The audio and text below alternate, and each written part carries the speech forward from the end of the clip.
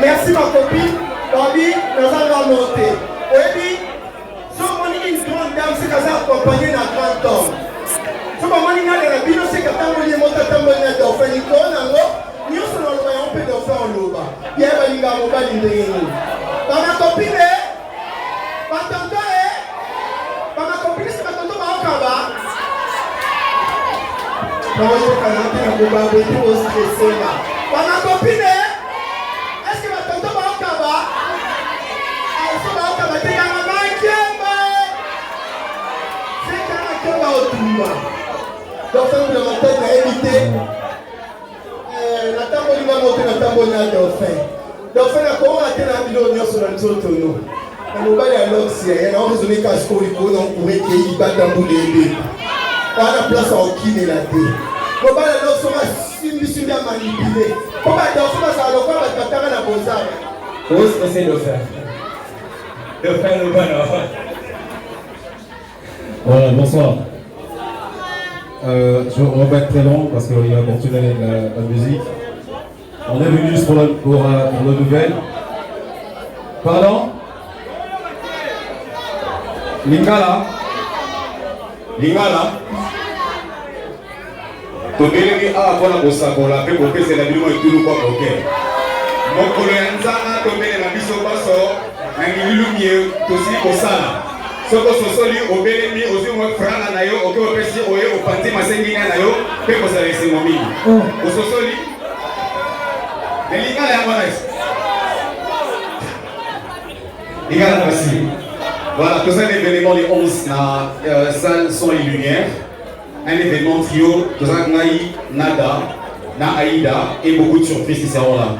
À partir il y a 14h30.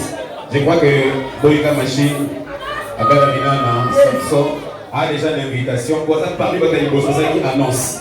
Et puis, quasiment à ça l'annonce de Bisso. Qu'est-ce qu'il faut qu'on a Bisso le service? N'a pas fini, n'a pas besoin d'encore qu'on peut se mettre. Alors, on va y avoir des actions aussi. On va voir qui tombe. Pas d'union. Qui tombe.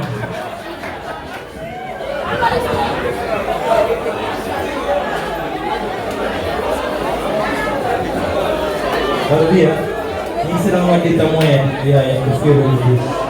Ampun membuka kami dosa bersetiap.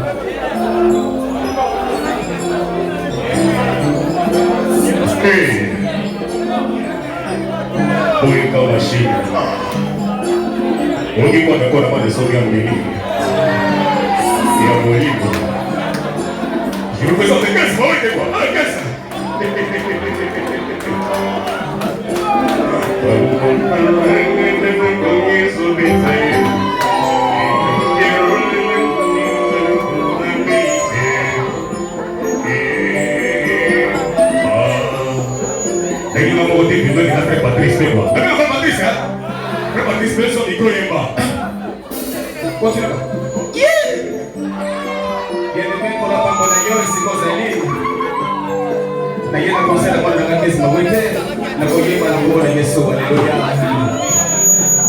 Soki mukanisa ni mwimba nzembo ngimete na mwimba ya mole loko nakumona Yesu. Haleluya.